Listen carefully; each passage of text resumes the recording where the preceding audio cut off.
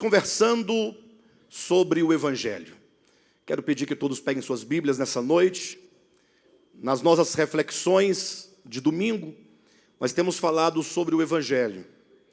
Coisas simples do Evangelho, né?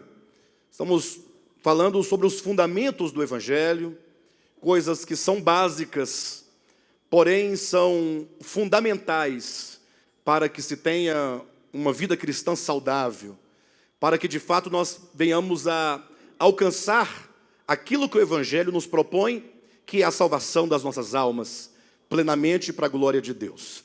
E por isso nós temos falado aqui alguns aspectos do Evangelho. Falamos sobre o novo nascimento, a semana passada falamos sobre arrependimento, metanoia, e hoje queremos avançar um pouco mais falando acerca da fé, acerca do crer no Evangelho, do crer em Jesus Cristo, e por isso trazemos o tema dessa noite, o problema da fé na contemporaneidade, o problema da fé nos dias atuais, o problema da fé nos últimos dias. Para tanto, eu quero convidar os irmãos, primeiramente, a lerem comigo Evangelho de João, no capítulo 2.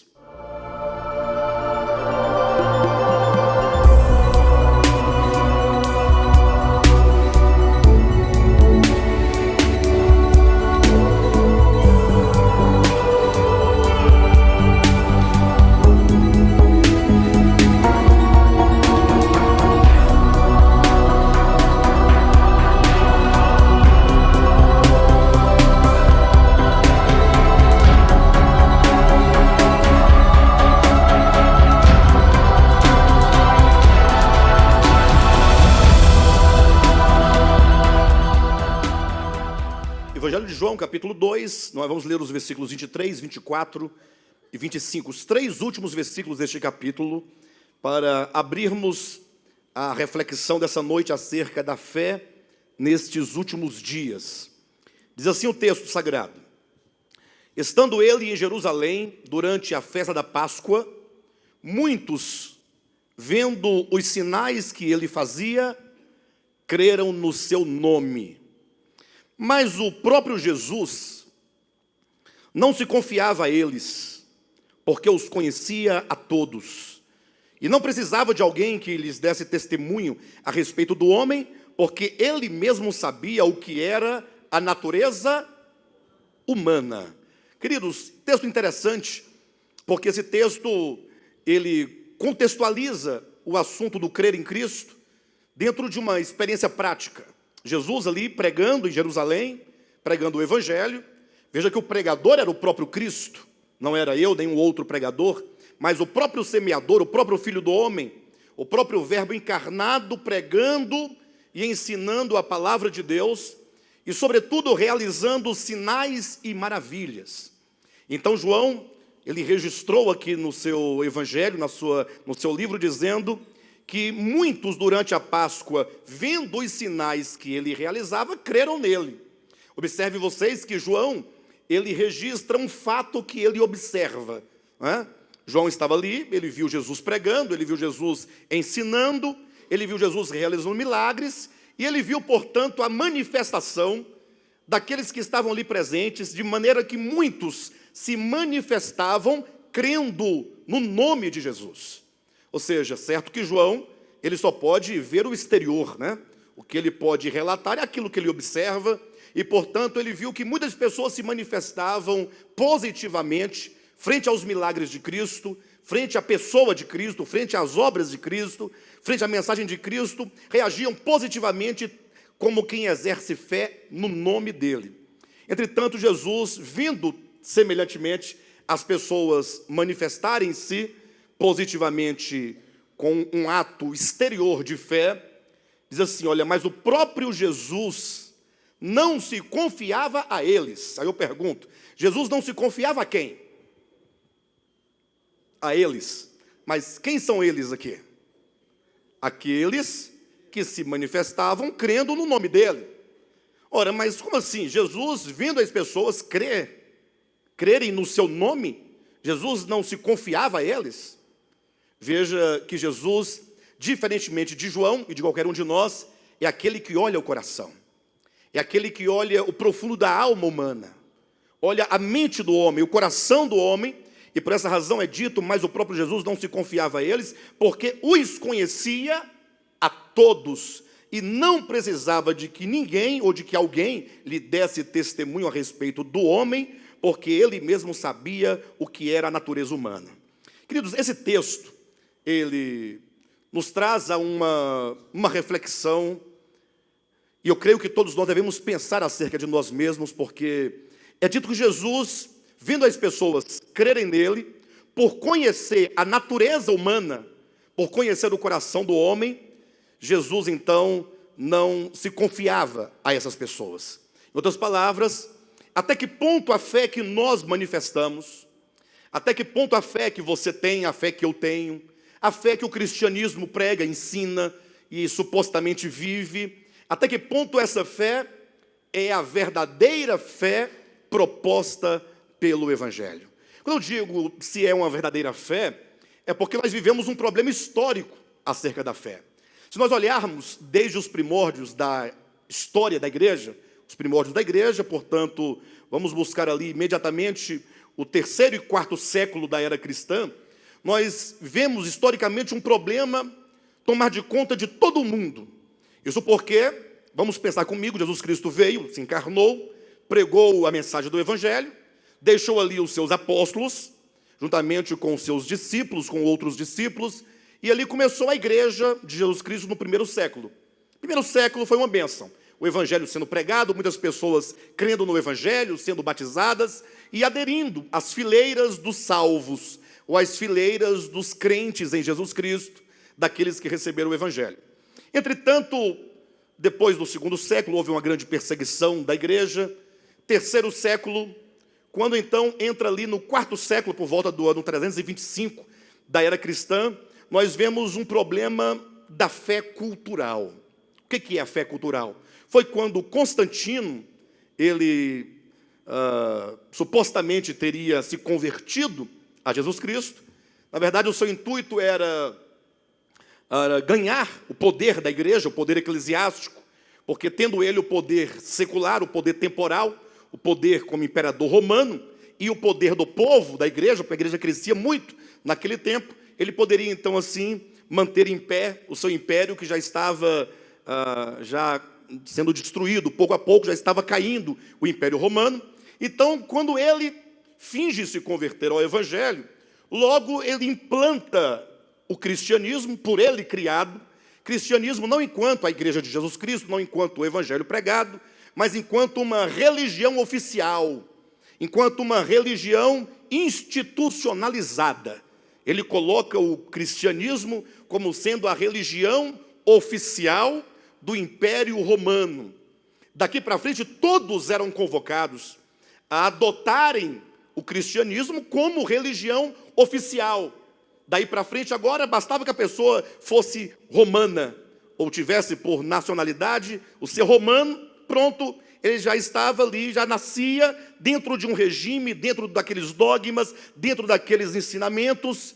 E o Império Romano, muito forte até então, exercendo poderes sobre muitas nações ali nos seus domínios, logo o cristianismo se tornou uma religião universal, como o próprio nome vai designar, Igreja Católica Apostólica Romana, Igreja Católica no sentido de universal, uma igreja que está em todo o mundo, de sorte que a partir de então já não se falava mais de uma fé genuína do coração, de uma fé pessoal, de uma fé orgânica, de uma fé libertadora, de uma fé capaz de lançar mão da verdade de Deus para si, porque desde então agora todos declaravam-se, independentemente de qualquer experiência real com Deus, se declaravam agora cristãos. Tanto é verdade que até nos dias de hoje nós costumamos ouvir falar de católicos não praticantes. Já ouviram essa frase? O que significa um católico não praticante? Não, eu sou católico, a minha fé é católica. Em outras palavras, eu sou um cristão de fé. Porém, eu não sigo, eu não caminho, eu não acompanho, eu não sei como está o andamento da própria igreja, mas quando eu nasci, me colocaram, me batizaram, e acabei que eu sou católico, mas não sou praticante. E a maioria, portanto, não sabe ao menos o significado de ser católico, não conhece a doutrina católica. Basta que a pessoa simplesmente tenha sido identificada desde o seu nascimento, em razão de uma cultura, dos pais, dos avós, que já vem de longe com essa tradição. Agora se fala, portanto, de uma fé cultural. É uma fé que não é pessoal, é uma fé coletiva. É uma fé de todos, é uma não fé, porque não é capaz essa fé de mudar o coração da pessoa. Eu não estou nem entrando no objeto da fé, no sentido se a fé que eles têm é correta ou é equivocada. Estou falando da fé enquanto a disposição do coração de tomar para si a verdade de Deus. Portanto, nós tivemos aí toda a Idade Média com essa fé meramente cultural. Alguém diria, mas graças a Deus que veio então a Reforma Protestante no século XVI. Entretanto, com a Reforma Protestante nós entramos num outro tipo de fé, não menos equivocada do que a anterior, que é a fé dogmática. Isso porque a Reforma Protestante, ela trouxe de volta a discussão sobre os temas bíblicos, porque durante a Idade Média o povo não podia discutir os temas bíblicos. Simplesmente a igreja, enquanto o corpo de cleros, ela era a única detentora da pregação ou das doutrinas, da mensagem, e o povo simplesmente dizia amém e seguia. A Reforma Protestante falou, não, vamos pensar, vamos discutir, vamos trazer a Bíblia para o centro das discussões teológicas e vamos redefinir o objeto da nossa fé. E aí então, de fato, muitas doutrinas foram trazidas à discussão, e então se estabeleceu agora uma nova perspectiva de se contemplar a verdade. Foi construída agora uma nova cosmovisão acerca das verdades, e daí para frente agora ficou sendo identificada a fé como se você se posiciona a favor daquela verdade dogmática, daquela verdade prescrita ou não. Aí se diz que todos aqueles que acreditam naquelas verdades, do modo como elas estão ali colocadas, então essas pessoas, elas são ditas protestantes. Ou seja, elas creem num rol de doutrinas segundo a cosmovisão da Reforma Protestante. E aí, passando o tempo, chegamos no século XIX, século XX, estamos no século XXI, com os movimentos carismáticos, o movimento evangelicalista, que deu origem ao que nós conhecemos de igrejas evangélicas, igrejas pentecostais e então igrejas neopentecostais. E aí tocamos num terceiro problema, porque agora essas últimas igrejas, sobretudo as neopentecostais, elas pouco têm de fundamento teológico. Elas são movidas, até porque o movimento carismático, elas estão muito mais para os sentidos do que para qualquer outra coisa. Eles não estão muito para a razão, estão mais para o sentimento, o quanto você sente, o quanto você se arrepia, o quanto você chora, se caiu alguém endemoniado, se alguém expulsou o demônio, se o caroço foi curado ou não foi curado, se você falou em línguas ou não, se você viu um anjo voando com um rolo na mão. Ou seja, é um segmento voltado mais para experiências pessoais, de maneira que mesmo que as experiências elas possam ir de encontro àquilo que está escrito, eles não querem saber. Eles ignoram completamente, o que importa é o poder de Deus, são as experiências. Eu me lembro que eu estava conversando com um pastor amigo, que morava no condomínio, mesmo condomínio que eu morava, e nós fizemos uma certa amizade, e aí então ele era pastor de uma igreja muito famosa, né, no meio evangélico, pentecostal. E aí na nossa amizade, eu falei assim, acho que é um bom momento de eu perguntar para uma pessoa totalmente informal, né, perguntar informalmente sobre, você é um pastor de igreja pentecostal? Ele, sim. E lá vocês falam em línguas? Falamos, batismo com o Espírito Santo? Eu falei, sim, muito bem. Aí eu perguntei, ora, como você, como pastor, você deve ler a Bíblia, você deve conhecer a Bíblia, né? E a Escritura afirma e ensina categoricamente que, havendo línguas na assembleia, na comunidade dos santos, deve ser falado por 2 ou no máximo 3, por 2 ou no máximo 3 pessoas, e isso que seja um de cada vez, desde que haja quem interprete. Não é assim que diz a Escritura? Aí o pastor falou, sim, é desse modo mesmo. Falei, você conhece o texto? Eu conheço. Falei assim, então diante desse ensinamento, como é que você procede na sua congregação? Porque eu imagino que lá eles devem falar em língua ao mesmo tempo, muitas pessoas. E aí ele diz assim, isso é uma coisa que não tem como mudar. Porque o povo já está acostumado com o modelo. E tentar implementar agora esse conceito que é bíblico, o povo não vai querer, o povo sai da igreja, o povo vai acabar ficando frio, vai acabar virando uma igreja tradicional, vai perder a característica da igreja. Falei, sim, mas você é um pastor e você é um servo de Deus. E como é que você pensa isso diante de Deus? Falei, não, deixa o povo porque o povo vai crescer. Deixa o povo porque o povo vai crescer. Bem, foi esse o conceito dele. Mas com isso, eu quis apenas demonstrar para vocês que neste último segmento, sobretudo nesses últimos 3 séculos, ou sobretudo século XX, século XXI, se dá atenção muito mais à experiência do que a uma fé genuína. Então nós falamos de toda a Idade Média, de uma fé de tradição, falamos de uma fé dogmática, que é uma fé conceitual, e de uma fé que não tem fundamentos em si mesma, porque visa se sustentar apenas, ou sobretudo, nas experiências pessoais, mesmo quando tais experiências vão de encontro ao que ensina a Escritura. E nós mesmos nesse ministério, eu chamo a atenção de todos vocês, sobretudo aqueles que nos acompanham há muito tempo, nós gastamos boa parte do tempo de vida desse ministério nesse segundo ponto, que é a tal da fé dogmática. É aquela fé em que se estabelece conceitualmente o que é a verdade de Deus. Por exemplo, o que é o homem? Não, o homem é tripartido. O homem tem espírito, o homem tem alma, o homem tem corpo. Corpo é isso, alma é aquilo outro, espírito é isto. Essas definições todas, o que são coisas corretas. Não é que é errado, são corretas.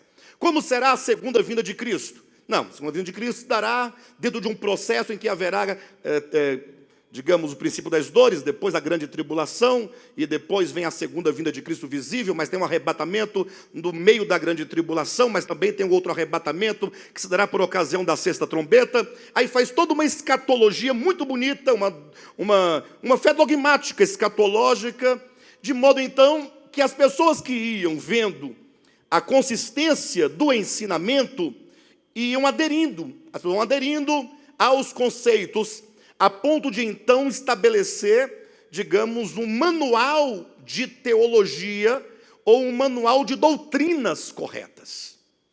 Aí as pessoas passam a confessar algo, entretanto falta uma experiência real daquilo que se prega, daquilo que se acredita com o coração. Falta uma relação, falta um vínculo, falta uma experiência orgânica da verdade.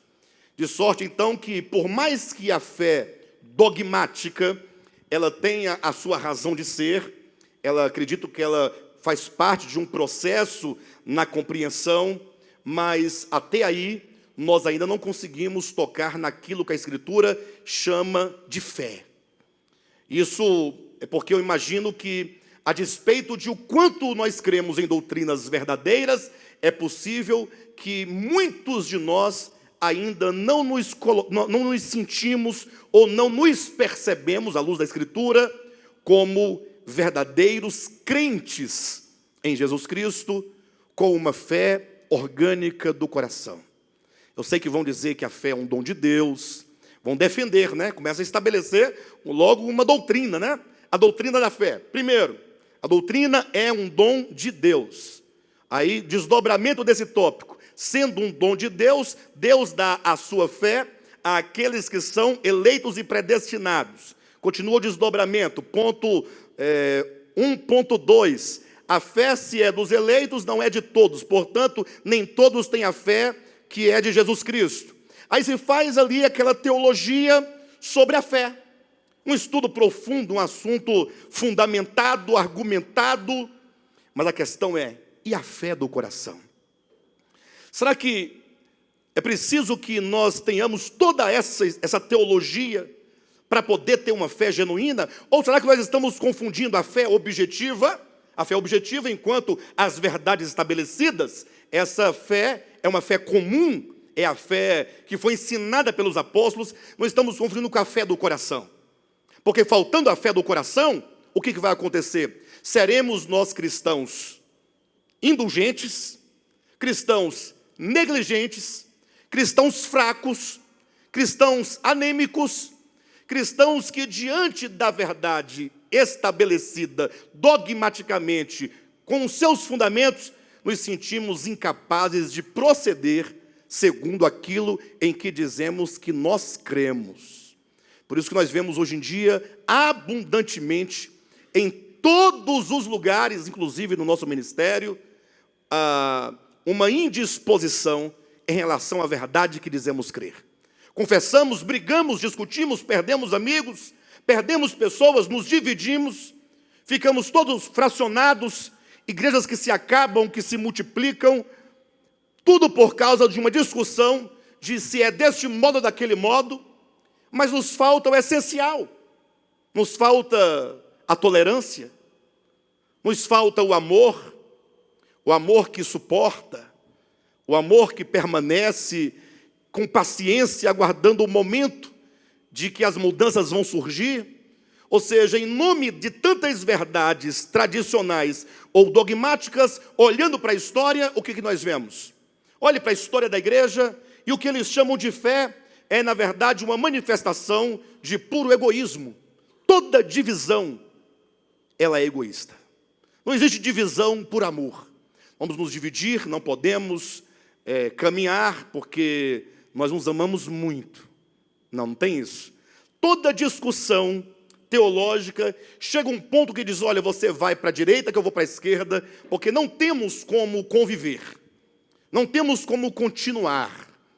Então, diante de tudo isso, é preciso que nós pensemos, não a solução para esse problema da fé objetiva, não é essa a nossa discussão, mas que nós pensemos acerca da nossa fé genuína no coração, que é o motor, né, que vai nos impulsionar para um viver e um caminhar e uma experiência real com as verdades cridas no coração. Para tanto, convido todos a me acompanhar aqui a partir do capítulo 6 do Evangelho de João, capítulo 6 de João, ao lado de Hebreus capítulo 11, seriam talvez os dois grandes capítulos da Bíblia que tratam acerca da fé. No caso de João capítulo 6, que trata acerca da fé orgânica, fé do coração.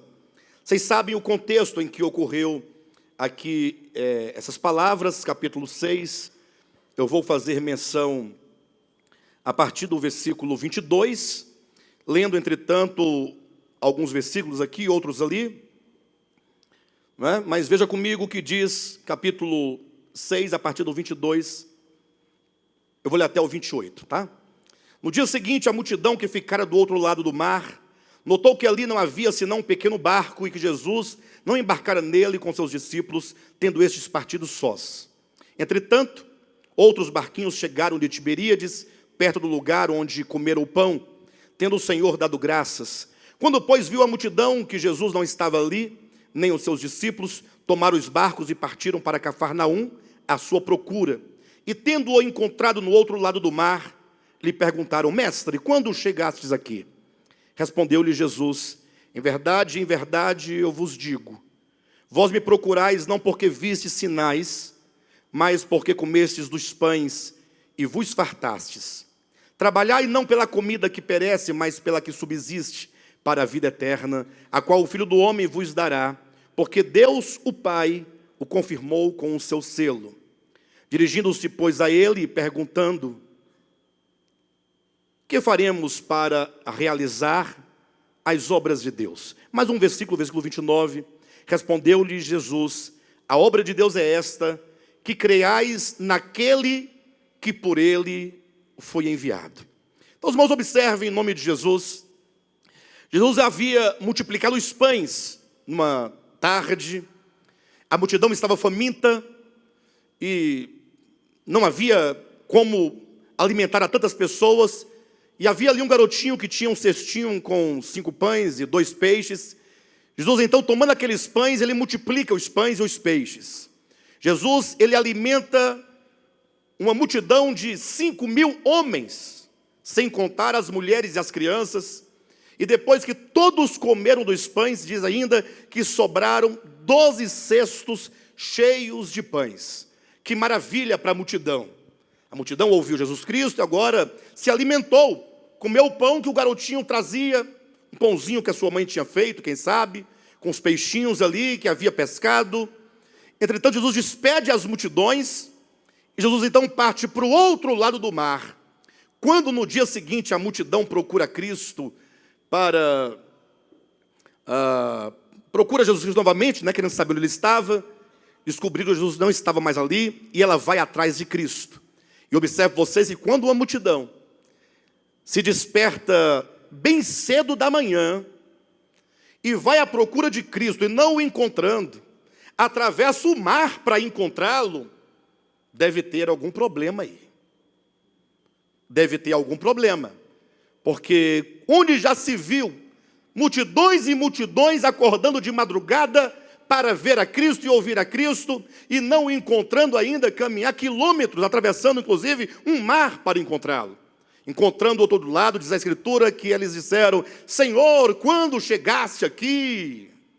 E Jesus, como conhece o coração do homem, como o texto que nós lemos aqui na introdução, por saber o que é a natureza humana, por conhecer a mente do homem, o coração do homem, a alma do homem, Jesus responde dizendo: vocês estão me procurando, né? Mas vocês não estão me procurando porque vocês viram sinais. Eu pergunto, eles viram ou não viram os sinais de Cristo? Não, eles viram o milagre. Eles viram o milagre da multiplicação dos pães. Ver o sinal seria, ao olhar para o milagre, compreender o seu sentido mais profundo, o sentido intrínseco, ou o significado daquilo que ele fizera. O sinal implica algo que tem uma materialidade visível aos olhos de todos, mas que tem um significado. Eu costumo dar um exemplo muito simples, bem básico. Está lá a pessoa dirigindo o seu carro e ela se depara com um semáforo, né? 3 luzinhas, uma vermelha, uma amarela e uma verde. Ali está a materialidade da coisa. Todos veem aquelas luzes ali em cima. Só que nem todos sabem o significado. Talvez uma criança no interior do carro, olhando, acha bonito. Toda vez que ele se depara com um semáforo, fica admirando as luzes, né? Mas o pai, ou o motorista, ou os adultos, eles sabem que aquelas luzes, embora luzes ou lâmpadas, eles têm um significado que não está para a materialidade da coisa. As lâmpadas pouco importa. O que importa é aquilo que ela quer traduzir, aquilo que ela quer dizer. As multidões não procuraram a Cristo porque entenderam o sentido profundo da multiplicação dos pães. O sentido profundo, Cristo vai dizer em seguida: eu sou o pão da vida. Olha, vocês comeram o pão que Moisés deu lá no deserto, que era o maná que caía do céu. Entretanto, todos que comeram daquele maná morreram. Mas se vocês comerem o pão da vida, vocês receberão vida eterna. O significado do pão, o sinal da multiplicação, aponta para Cristo enquanto o pão vivo, o pão que desceu do céu e que dá vida ao mundo. Entretanto, Jesus fala: olha, vocês me procuram não porque vocês viram um sinal, mas me procuram por causa do pão que perece, por causa do milagre. Ou seja, eles viram o pão multiplicado, voltaram no dia seguinte para comer mais pão multiplicado, e sabendo que se faltasse pão e aparecesse apenas um, Jesus multiplicaria quantas vezes fosse possível. As pessoas, elas tinham uma impressão de que criam no Messias, afinal elas procuravam o Messias, tinham uma disposição de ir ao Messias, mas Jesus vai repreendendo, dizendo: olha, vocês precisam trabalhar não pelo pão que perece, é preciso que vocês trabalhem pelo pão que subsiste para a vida eterna. E vocês então, comendo desse pão, vocês terão vida eterna. Quando Cristo diz trabalhai não pelo pão que perece, E aqui começa o ponto em que Jesus vai fazer o desdobramento do assunto acerca da fé. Ele diz assim, as pessoas perguntam, ora, o que nós devemos fazer, versículo 28, para realizar as obras de Deus? E aqui nós nos situamos, aqui você se encontra, aqui eu me encontro. O que fazer para realizar as obras de Deus?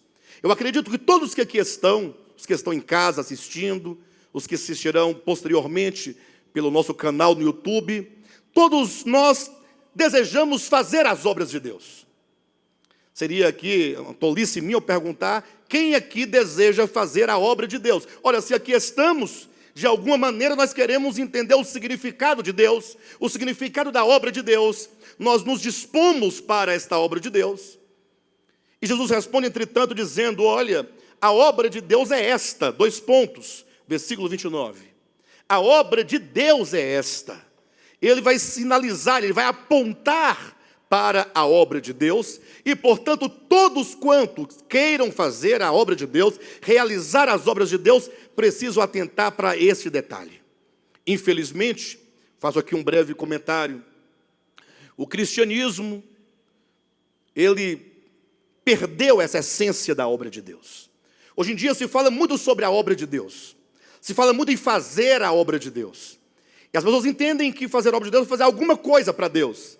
Então elas pensam que fazendo algo no sentido de um serviço, de um trabalho, de uma música, de uma limpeza, de um folheto ou de qualquer outra coisa, estamos fazendo a obra de Deus.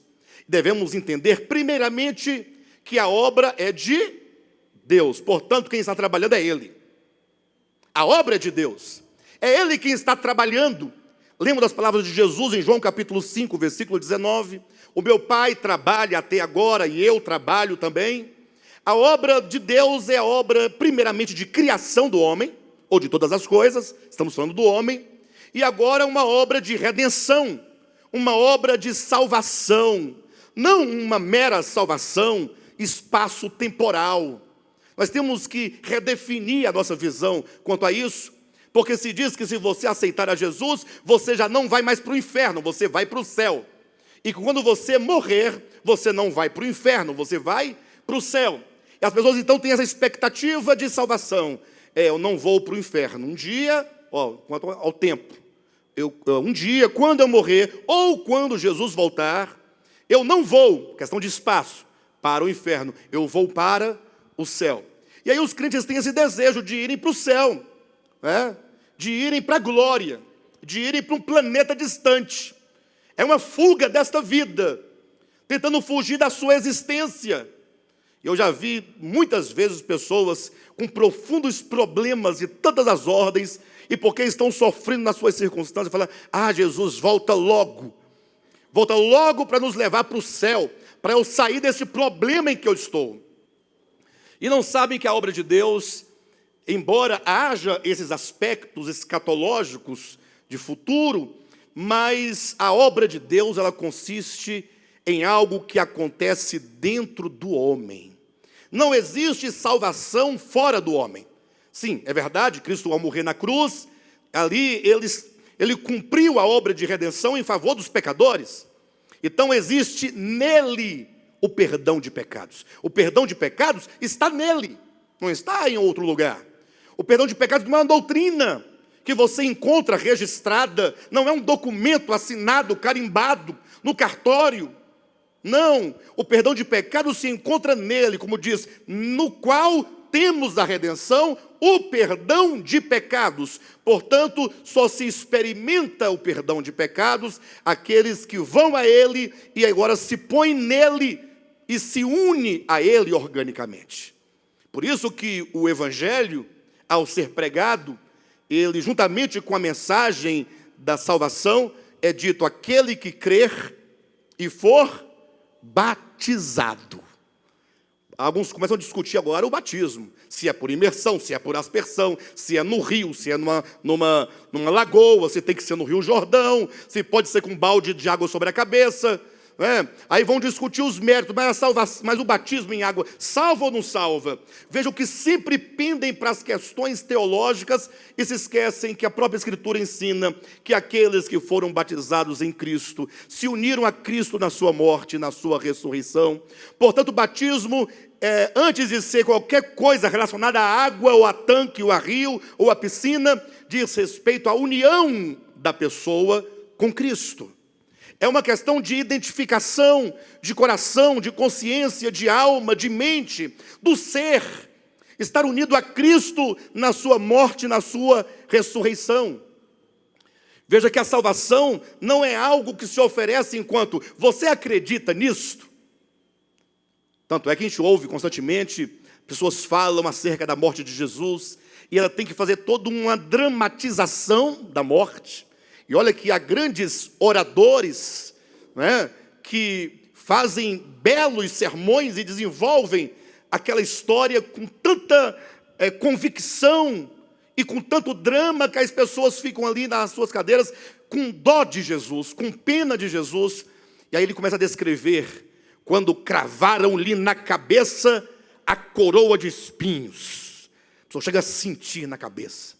Ela vai se envolvendo emocionalmente com aquela mensagem, chegam a chorar, aí no final vem o apelo. Aí a pessoa fala, não, eu quero. Aí ela aceita. Entretanto, a grande questão é, essa pessoa compreendeu a mensagem do Evangelho relacionada à fé que se deve ter no Evangelho? Veja que Jesus vai nos explicar isso dizendo, a obra de Deus é esta, 2 pontos.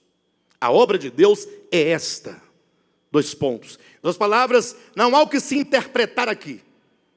Ele está dizendo o que é a obra de Deus, 2 pontos. Que creiais naquele que pelo Pai foi enviado. A obra de Deus é esta, que creiais naquele que por ele foi enviado. Portanto, esta é a obra de Deus. A obra de Deus só acontece quando se crer no Filho de Deus. Então ficou simples. Se a obra de Deus é a obra que Deus realiza dentro do homem, que é uma obra de salvação, é uma obra de redenção, é uma obra de cura, é uma obra de transformação, é uma obra de edificação, de destruir o velho homem e gerar um novo homem, de destruir o velho Adão para gerar uma nova criatura. Se esta é a obra de Deus, ele diz que a obra consiste no crer. Em outras palavras, a obra de Deus não opera na minha vida, tampouco opera na sua vida e nem na vida de ninguém, se não houver a fé no Filho de Deus. E aqui está toda a problemática da fé contemporânea. Porque muitos dizem crer no Filho de Deus. Você pode sair na rua perguntando, de 10, talvez você vai encontrar 11 que declare, eu creio na morte de Cristo. Você crê na morte de Cristo? A pergunta é, será que essa fé que você tem na morte de Cristo, na pessoa do Cristo de Deus, é apenas uma fé tradicional? Será que não é uma fé apenas dogmática? Ou é a fé genuína, orgânica, que se apropria da verdade? Quando Cristo disse que esta era a obra de Deus, vocês podem olhar nas suas Bíblias, a partir do versículo 30, começa uma grande discussão. Começa a discussão porque os judeus, eles não conseguem entender como crer em ti.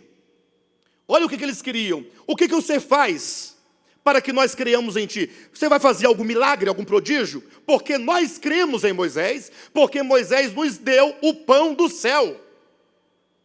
Eles estão dizendo, nós temos um fundamento, por que nós acreditamos em Moisés? Ora, porque Moisés nos deu o pão do céu. Veja que eles falavam de uma fé enquanto sinônimo de acreditar, de dar o crédito a outro. Nós cremos em Moisés, porque Moisés nos deu o pão. Agora, para nós crermos em ti, que sinal tu realizas? Em outras palavras, faz alguma coisa pelo menos igual Moisés fez. Aí sim, nós podemos crer ou não em ti. Queremos primeiramente ver Veja que já naquele tempo os judeus tinham um conceito meramente tradicional, porque esses que falavam, inclusive, não viram Moisés, tinham sido seus pais, ou não?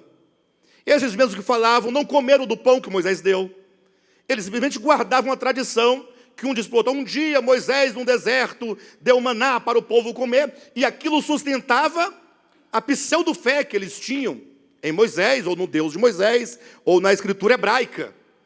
De todo modo, Jesus começa a dizer: olha, Moisés não vos deu o pão do céu, ou o verdadeiro pão do céu, quem dá a vocês é o Pai Celeste.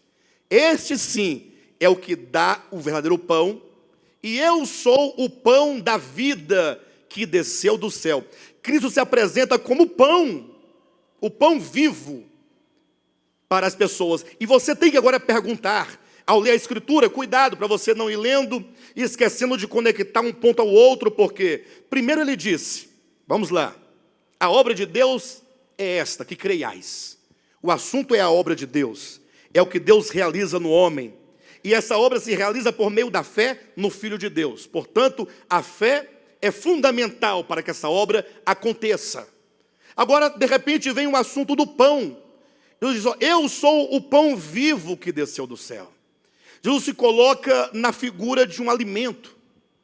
Quando Jesus diz que ele era o pão vivo, os judeus continuam a discutir e a perguntar: ora, como pode ele afirmar que ele é o pão vivo que desceu do céu? Quer dizer que ele é o pão e Moisés não nos deu o pão? E Jesus responde: não, o povo que comeu aquele pão, todos eles comeram e morreram, mas aquele que come o pão vivo que desceu do céu, e eu sou o pão da vida, este viverá eternamente. Vida eterna. E aqui está um ponto que eu quero que vocês coloquem nos vossos corações. Vida eterna só se encontra neste pão vivo.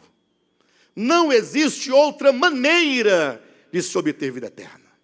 Você pode nascer em lar cristão, ou como dizem, lar evangélico. Você pode ler toda a Bíblia. Você pode praticar boas obras. Você pode defender a doutrina ortodoxa, exata, com a maior exatidão possível, se batizar no Rio Jordão, para poder ficar um batismo mais próximo de uma realidade. Entretanto, só se tem vida eterna no pão vivo. E esse pão é para ser comido. Nós precisamos comer este pão vivo, esse pão da vida. Os judeus não entenderam quase nada do que Cristo disse. E Cristo, então, para poder fazê-los entender, avança para um degrau, avança mais um degrau e avança para aprofundar o conceito de fé, de crer no Filho de Deus. Ele diz: olha, veja bem, aquele que come da minha carne e bebe do meu sangue, preste atenção, este tem a vida eterna. Comer da carne e beber do sangue. Então tome nota, não há vida eterna se não comer da carne e se não beber do sangue do Filho de Deus. Agora cuidado, porque mais uma vez nós nos esbarramos no problema dos dogmas e da tradição. Alguém no passado disse: para ter vida eterna tem que comer a carne e beber o sangue do Filho de Deus. E aí inventaram uma hóstia, um pãozinho, feito de trigo sem glúten, a Eucaristia. E eles dizem: olha, no momento em que o sacerdote abençoar este pãozinho chamado hóstia, se transformará em corpo, alma, sangue e divindade do Filho de Deus. E portanto, quem come da carne e do sangue tem a vida eterna. Imagine agora como que eles se transformaram. Basta que você receba esse pãozinho. O padre abençoou, supostamente ele foi transformado em carne, sangue, alma e divindade. A pessoa coloca a língua para fora e o padre coloca sobre a língua, a pessoa traz a língua para dentro e ela então teria comido a carne e o sangue de Cristo. Veja como que tudo se faz para que nada aconteça efetivamente dentro do homem. Isso é uma obra das trevas. É o império das trevas tomando o evangelho de Cristo e transformando-o em coisas. Aí você fala, não, eu tenho a hóstia. Fala, não, eu tenho o batismo. Não, eu tenho o certificado de batismo. Não, eu tenho as campanhas, eu tenho as orações, eu tenho os dízimos, eu tenho... E você tem um tanto de coisa, mas Jesus fala, não, tem que comer a carne do Filho do Homem e beber o sangue do Filho do Homem. Aí os judeus foram à loucura. Esse homem agora ficou maluco. Como pode ser comer a carne e beber o sangue do Filho de Deus? De que maneira? Imagine você agora se levantasse aí do seu lugar e falasse, pastor, me dê a palavra por gentileza, é apenas uma pergunta que eu quero fazer. Estou interessado nesta mensagem, eu quero ter vida eterna. Afinal, tudo que o homem e todos os homens, mesmo os ateus, querem é vida eterna. Ninguém fala assim, não, eu quero morrer, eu quero desaparecer da existência. Não, todo mundo luta para viver. Todo mundo quer viver e, sobretudo, se puder viver eternamente.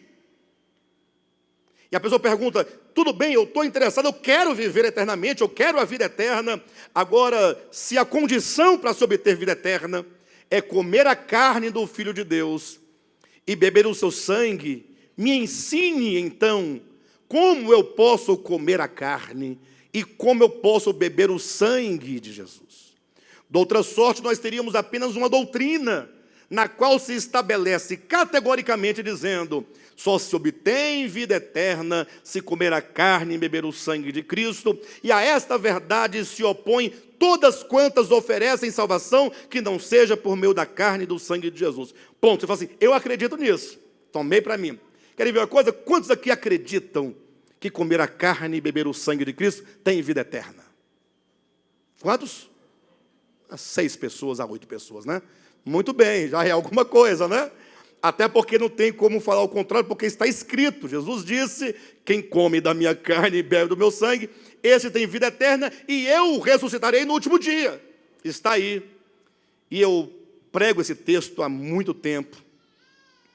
Já o preguei em vários lugares por onde eu passei. Aqui mesmo já ministrei várias vezes. E eu pensava, queridos, que eu tinha a compreensão exata desse significado, ou talvez eu não tinha me atinado para identificar e buscar qual o sentido real dessa coisa de comer a carne e beber o sangue de Cristo. Até um dia em que eu comprei um livro muito bom, por sinal, eu recomendaria, em que tão logo eu peguei e li a orelhinha do livro, só a orelhinha, não tem a orelha do livro? As palavras que eu li me tiraram um véu acerca desta questão. E eu fiz questão de escrever toda ela, o trechinho lá, né, da orelhinha do livro, e eu passo a ler para vocês pausadamente, para vocês também entenderem o significado dessa coisa.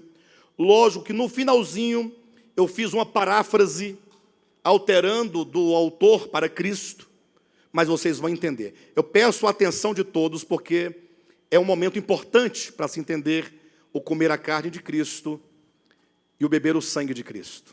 Me acompanhe em nome de Jesus. O escritor diz assim, e eu vou fazer uma tradução, vejam bem, ele vai falar sobre escrever e ler. Tudo bem? O escritor, na orelhinha do livro, vai colocar escrever e ler. E nós vamos traduzir isso para falar e ouvir. Sim ou não? Quem escreve é como quem fala. E quem lê é como quem ouve. É só você fazer essa relação e você entenderá cabalmente o que o texto quer dizer, até porque o escritor quer explicar o escrever e o ler a partir de João capítulo 6. Lógico que não era seu interesse falar de João 6, ele toma João 6 para explicar acerca do livro que ele escreveu e do leitor, da leitura que eu faria do livro dele, porém ele o faz partindo de João capítulo 6, e aí é fantástico. Ele diz assim, olha, prestem atenção, escrever e ler, aí vocês pensam o quê? Falar e ouvir, é Cristo pregando, e as multidões ouvindo, Ele diz: escrever e ler são rituais mágicos. Não fique espantado, rituais mágicos, e já ficou meio assim. Cuidado, você vai entender o que significam essas palavras, tenham paciência. Escrever e ler são rituais mágicos. No primeiro momento, aquele que escreve transforma a sua carne e o seu sangue em palavras. No momento seguinte, aquele que lê transforma as palavras lidas na sua própria carne e no seu sangue. Entenderam o que ele está dizendo? Quem escreve transforma sua carne e seu sangue em palavras. Aí vem o leitor. Ao tomar aquelas palavras na sua leitura, ele faz daquelas palavras agora a sua própria carne e o seu próprio sangue. A isso se dá o nome de antropofagia. Escrever e ler, no caso, falar e ouvir, são um ritual eucarístico. Agora ele toma a palavra eucaristia, daquilo que eu falei agora há pouco, não como aquele pãozinho, mas como a eucaristia, corpo de Cristo de fato, de verdade. Ele diz: comer a carne e beber o sangue de Cristo. Os rituais antropofágicos não se faziam por razões gastronômicas. Em outras palavras, você não deve confundir antropofagia com canibalismo. Canibalismo é comer carne humana como alimento. Então já houve, e pode até haver nos dias de hoje, tribos, que comem carne humana como alimento. Antropofagia não diz respeito à gastronomia de um povo, mas diz respeito a rituais. Ele diz: comer e beber, ou melhor, os rituais antropofágicos não faziam por razões gastronômicas. O que se desejava era que as virtudes da vítima fossem transferidas para o corpo daquele que comia. Ou seja, tribos remotas, elas tinham uma compreensão. Quando eles venciam um grande homem, venciam um grande guerreiro de uma tribo inimiga, eles pegavam aquele guerreiro, aquele valente, e eles então comiam a carne daquele indivíduo e bebiam o seu sangue, porque eles acreditavam que comendo a carne daquele seu inimigo, todas as virtudes daquele guerreiro, daquele valente, seriam transferidas para quem comesse. Ou seja, haveria uma identificação daquele que comia com aquele que era comido. Agora eu fiz aqui a mudança. Cristo oferece suas palavras como parte dele mesmo. Se elas forem tomadas para dentro do nosso âmago, experimentaremos aquilo que se dá o nome de comunhão. Jesus disse: olha, se vocês comerem a minha carne e beberem do meu sangue, vocês terão vida eterna. Quando os judeus então disseram: ora, mas que coisa maluca, agora ele quer que nós comemos a carne de Cristo e bebamos o sangue dele. Tem algum sentido isso? Comer um pedaço de carne? Beber um pouco de sangue? E aí que Jesus Cristo avança mais um degrau e diz: gente, a carne para nada aproveita. Veja que ele colocou: eu sou o pão da vida. Para eles entenderem mais, ele diz: tem que comer a carne minha e beber o meu sangue. Eles continuaram sem entender, ele fala: não, gente, não é a carne. Entenda o que eu estou dizendo. A carne para nada aproveita. Agora, as palavras que eu vos tenho dito são espírito e são vidas. Portanto, quando aquelas pessoas estavam ali ouvindo a Cristo, naquelas palavras de Cristo eram traduzidas a sua mente. As palavras de Cristo traduziam o seu pensamento, traduziam a sua alma, traduziam o seu coração, traduziam a vontade de Deus. O problema é que quando essas palavras soam, seja da boca de Cristo para a multidão, seja das páginas da Escritura para nós encontramos um grande empecilho, um grande problema, um grande entrave. Qual entrave?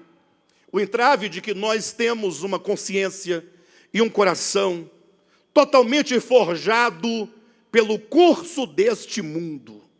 Quando Paulo, em Romanos capítulo 12, versículo 2 diz: não vos conformeis. a este século, mas transformai-vos pela renovação da vossa mente. Ele estava dizendo que o homem, ele é moldável. O homem, ele é produto, de um moldar, ou segundo o mundo, ou segundo Cristo. Não tem jeito. Tudo que nós somos, tudo que você é, sua forma de pensar, de considerar, que vai refletir nos relacionamentos, na verdade é uma constituição. O mundo tem sido constituído com uma mente caída desde a queda de Adão. Interessante que depois de tantos anos, apareceu aí na psicologia alguém para poder falar, não, o ser humano ou a humanidade como um todo possui o chamado inconsciente coletivo. Ou seja, a história do homem, da humanidade sobre a terra, não é uma história linear, em que uns morrem e deixam os outros, que cada um vai criando sua própria vida. É como que ele dissesse, existe uma consciência que está no substrato de todas as consciências individuais. Essa consciência no inconsciente de cada um é uma consciência coletiva. É uma rede de informação, de modo que todos os homens nascidos de Adão, eles são inclinados a pensarem e a interpretarem a vida a partir do sistema do egoísmo. Essa luta uns contra os outros, Tiago fala isso na sua epístola, ele fala, por que vocês vivem a guerrear uns contra os outros? Por que vocês vivem a se morder uns aos outros? Aí sabe como que ele responde? É porque vocês buscam satisfazer os prazeres que militam nas vossas almas. Em outras palavras, Tiago está dizendo que as nossas almas, elas sentem prazer nas disputas, sentem prazer nas guerras, sentem prazer nas brigas, nas lutas, sentem prazer na divisão. É a nossa alma, ela é inclinada a isso. E, portanto, quando entra no nosso mundo o Cristo de Deus, o pão vivo, e ele começa a falar, logo nos soa estranha suas mensagens. E o grande desafio que eu tenho feito para mim, inclusive, eu tive uma época, já disse aqui outras vezes, que eu tive muitas crises na minha vida. Todas as crises, elas vêm para te fazer melhor. Quem não tem crise não avança. Quem não tem crise fica fossilizado. Pessoas que estão conformadas com o mesmo de 50 anos atrás, essa pessoa não tem crise. Na verdade, ela sempre fugiu das crises. Sempre procurou enganar a si mesma e nunca quis entrar num campo de batalha da sua própria consciência e do seu coração para investigar e buscar uma solução para a inatividade. Uma época, eu pensava, gente, como é que pode ser isso? Como é que pode ser tanto conhecimento e quase nenhuma mudança real? Quase nenhuma mudança real, profunda. Por que será que as coisas são deste modo? Por que nós temos que conhecer tanto, saber tanto e experimentar tão pouco ou quase nada? É neste momento que eu considerei que a fé, ela não pode ser meramente tradicional e nem dogmática. E que as verdades, por mais que você de alguma maneira tenha que defini-las, elas são todas de natureza orgânica. Todas as verdades, positiva ou negativamente falando, elas estão já aí dentro de você. De modo então que quando os discípulos ouviam a Cristo, ou que nós, ao ler as Escrituras, quando as suas palavras chegam a nós, elas confrontam o seu coração. Não poucos cristãos, e aqui está o desafio, e de fazer desafio é bom porque você está aí, você pode falar, não pastor, você está equivocado, porque eu sou a exceção. Todos os cristãos dizem, eu creio em Cristo.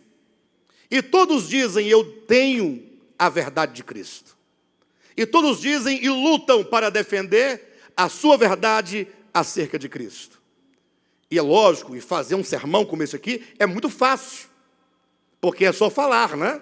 eu falo a verdade, as verdades, e lá vai. Agora, quando você, quando nós, um cristão qualquer, se depara dentro de uma circunstância real, concreta, em que as palavras de Cristo, muitas vezes, nem mesmo vêm à nossa mente. Quando você tem que lidar com um caso concreto, está ali a Silvia e a Nolinha, as duas, é em tese, né? Tomara que eu não esteja aqui com nenhuma adivinhação, né? Mas digamos que a irmã Silvia e a irmã Nolinha passe por um profundo problema de relacionamento, seja por dívida, seja qualquer coisa de qualquer natureza. Qual é que é a tendência da pessoa que se sente prejudicada? Qual que é?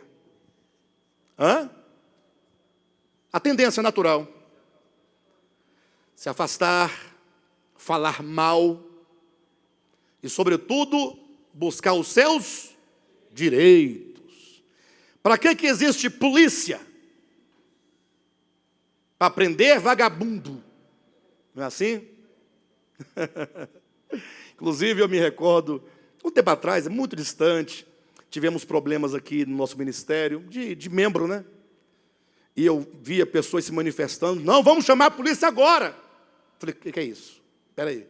O que diz o Evangelho de Jesus Cristo? O que Paulo diz aos Coríntios capítulo 6? Como a igreja deve se portar diante de situações nossas aqui.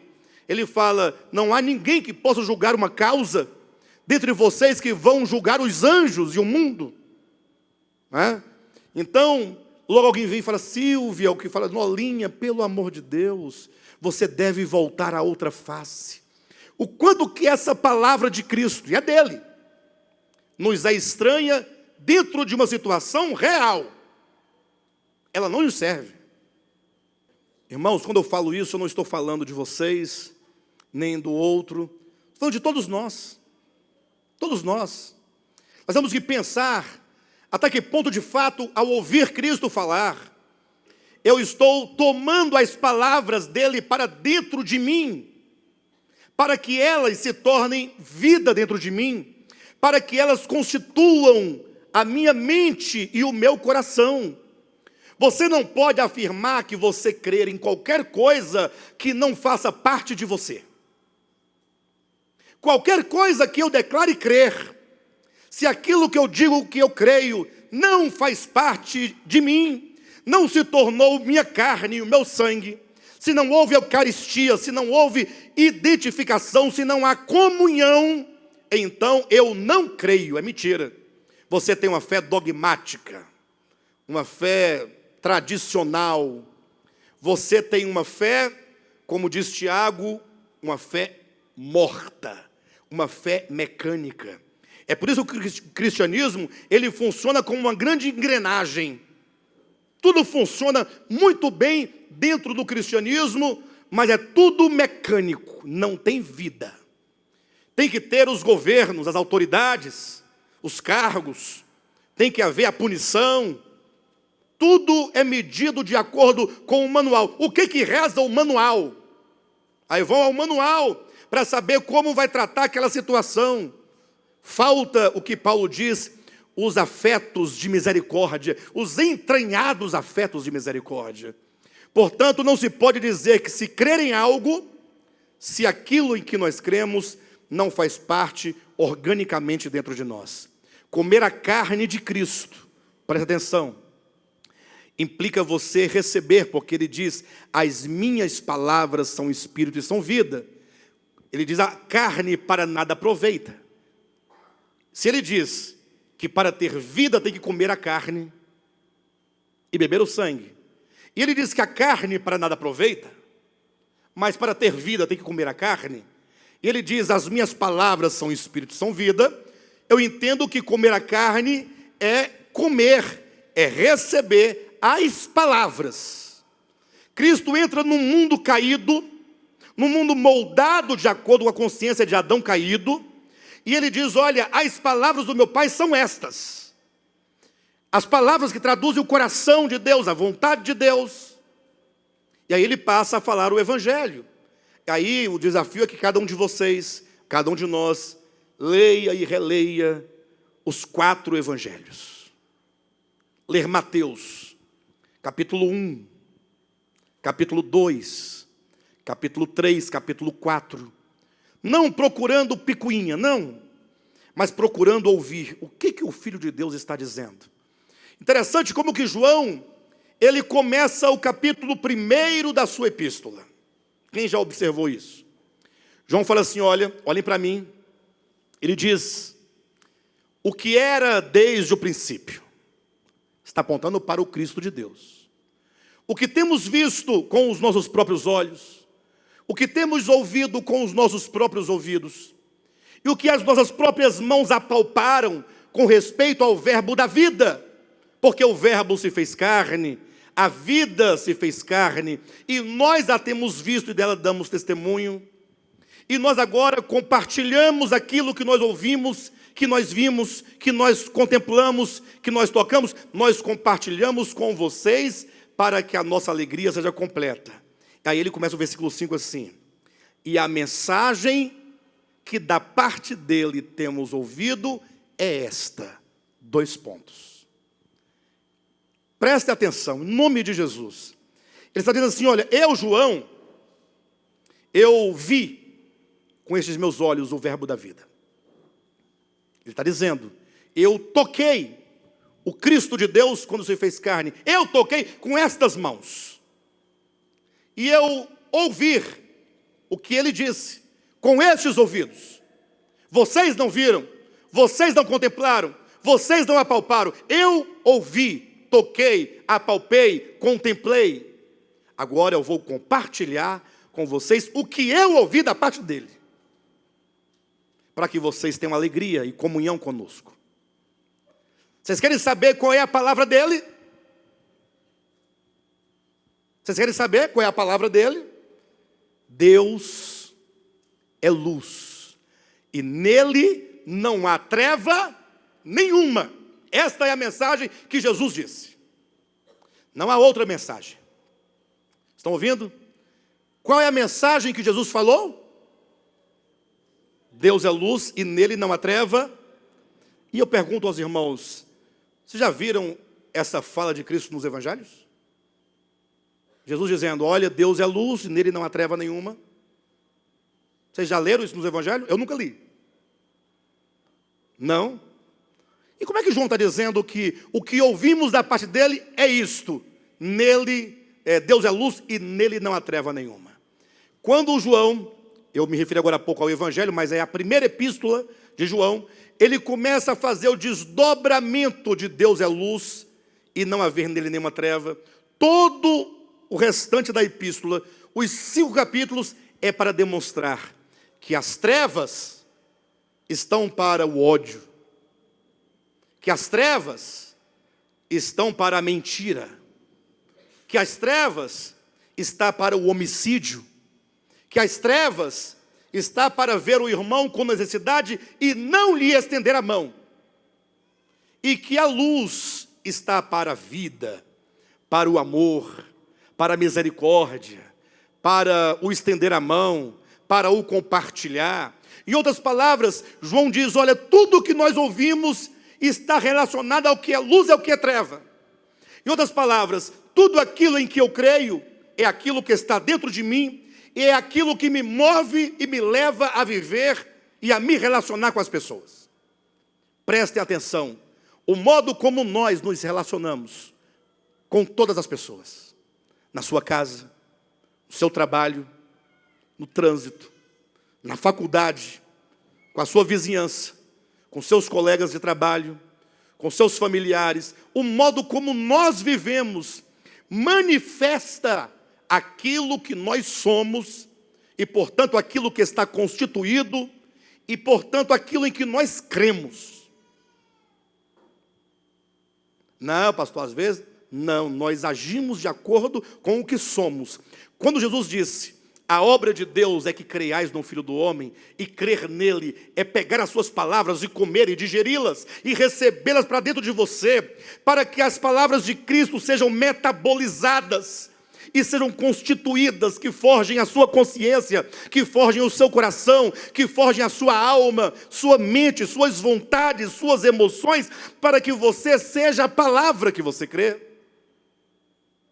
Essas palavras se tornam você. Não é isso que Paulo disse? Quando ele diz, para mim o viver é Cristo, e o morrer é lucro. E esse viver que hoje tenho na carne, eu vivo pela fé no Filho de Deus, que me amou e a si mesmo se entregou por mim.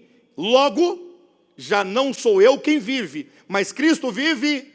Esse Cristo viver nele, como é que é isso? Aí vem a teologia, a fé dogmática. Não, quando você aceita Jesus, ele vem habitar você. Mas não é? Aí você aceitou Jesus? Ele está habitando aí. Mas e aí? Não, está habitando. E do outro? Não, nele não habita não, porque ele não aceitou Jesus ainda. Nem sabe se ele é predestinado. Isso é a fé dogmática. E agora não importa mais o que aconteça. Vamos ficar vendo, estou dizendo, não, ele habita em mim porque ele veio habitar naquele dia, no dia 14 de abril. Melhor, no dia 1º de abril. Isso é a fé dogmática. Você vai ficar a sua vida inteira confessando que no dia 1º de abril, Jesus entrou para habitar você. E no Alan não entrou ainda, porque ele não tomou uma decisão, ou a fé não lhe foi dada. Olha como se resolve simplesmente as coisas. O arminiano fala, ele não tomou a decisão. O calvinista fala, a fé ainda não lhe foi dada. Pode até ser que Deus te dê, mas por enquanto, nada. Mas na lolinha, Deus já deu a fé, ou já tomou a decisão, e Cristo já habita dentro dela. Quando Paulo diz, logo já não sou eu quem vive, mas Cristo vive em mim, ele está dizendo, Cristo vive. Ele está vivendo, ele está se expressando, ele está se manifestando. O meu ser, a minha consciência, o meu coração estão cristificados. Paulo disse que ele sofria pela igreja até que Cristo fosse formado nela. Até que Cristo seja formado. É um processo, mas é um processo real e orgânico. Isso acontece por meio da fé. Você pode observar que você que é comerciante, você que é professor, médico, policial militar, não importa onde você esteja trabalhando, você vai ver que na sua experiência, muitas vezes, você vai ter no seu coração o desejo, a vontade, a decisão de proceder como Adão caído. Até porque você não vê outro caminho. Você sabe da palavra, mas não mistura as coisas. Não vamos misturar as coisas. A partir daí você tem que começar a pensar, Senhor, eu quero que em cada situação em que eu tiver, cada situação, que o Senhor, mediante o Espírito da verdade, possa falar ao meu coração, fazendo-me lembrar de toda a verdade. Para que lembrando, eu possa, nem que seja para eu sentir a diferença entre o que sou e o que tu és. Para que eu comece a desenvolver o desejo, Senhor, eu quero ser como tu és. Eu quero, temos que ter esse desejo e essa busca. E se a nossa busca não for essa, não tem mais o que ser feito. Aí você pode parar, pode desistir. Se a busca não for, Senhor, eu quero experimentar. E eu preciso que o Senhor aumente a minha fé. Que minha fé cresça. Que minha fé seja regada pela tua palavra, pelo teu falar. E aí o Senhor vai certamente nos conduzir em cada experiência. Isso eu posso falar com toda exatidão, porque eu já passei por várias situações em que eu falei, Senhor, me dirija. E na hora Ele coloca na mesma circunstância uma situação. E eu me sinto apertado. Apertado. Muitas vezes envergonhado. Envergonhado, mas Senhor, e agora? Como é que faz, hein? Como é que faz diante dessa situação? E aí você tem a opção de buscar a Deus em oração. Para aqueles que dizem ou acham que nós aqui não promovemos a oração, está aí. Um bom assunto e um bom tema para você orar. Ao invés de ficar pedindo para Deus fazer coisas exteriores, fala: Senhor, trabalha meu coração. Fala com Ele do jeito que você fala com um amigo, ou do modo como você fala a um psicólogo. Vai conversando, naturalmente. Senhor, olha, aqui eu não estou entendendo. O Senhor fala assim, mas eu não consigo ver por esse ângulo. Senhor, eu não consigo sentir, eu não consigo realizar. E o Senhor vai dirigir os seus passos. Ele vai te pegar pela mão, passo a passo, diariamente. Ele vai te conduzir às circunstâncias. E Ele vai te lembrar das circunstâncias da palavra.